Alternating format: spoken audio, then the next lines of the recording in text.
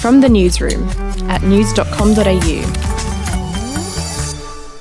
G'day, I'm Andrew Bucklow. And I'm Lexi Cartwright. And this is the latest from the newsroom. It's Tuesday, the 2nd of March. Former Prime Minister Malcolm Turnbull has called on the Cabinet Minister accused of rape to state publicly who he is. The minister, who is yet to be named, is accused of raping a woman in 1988. She has since taken her own life. Yeah, Scott Morrison told reporters yesterday that he had spoken to the minister in question, who absolutely denied the allegations. The minister has not yet been stood down. Here's what Mr Turnbull had to say on the ABC.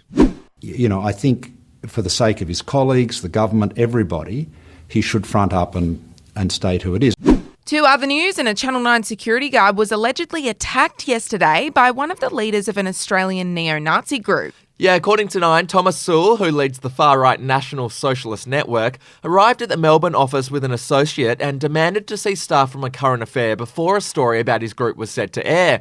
Now, when Mr Sewell was asked to leave, he allegedly attacked a security guard who was later taken to hospital. Police are investigating the incident. Overseas now, and a court in France has sentenced former President Nicolas Sarkozy to 3 years jail for trying to bribe a magistrate. The judge suspended 2 of the 3 years and said Mr Sarkozy could serve the remaining one under house arrest with an electronic tag. Mr Sarkozy will face court again in just over a fortnight on separate charges. He stands accused of violating campaign finance regulations during his bid for re-election in 2012, which ended in defeat. Alrighty, to royal news, and Prince Philip has been moved to a different hospital in London and is expected to stay there until at least the end of this week. The Duke is being treated for an infection and is also under observation for a pre-existing heart condition. Meanwhile, the first teaser for Prince Harry and Meghan Markle's tell-all interview with Oprah has been released. Harry opens up about being hounded by the press and speaks about his mum, Diana. Have a listen.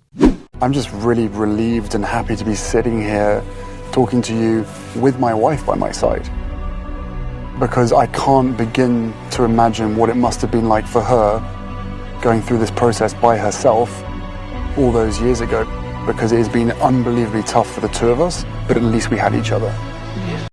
The interview is set to air next week. Finishing with sport now, an Australian batsman David Warner will make his cricketing return for New South Wales in a one-day game on Thursday. Just a week after the opener revealed the groin injury he suffered last November would continue to hamper him for months, he's been included in the team that will take on South Australia in Adelaide. Oh, okay. Well, let's hope he doesn't do any further damage. Hey, if you want to win some money, have your say in our cost of living survey and be in the chance to win a share of $2,000. You can enter now at news.com.au/win. That's it for this episode of From the Newsroom. We'll be back with an update in the Arvo.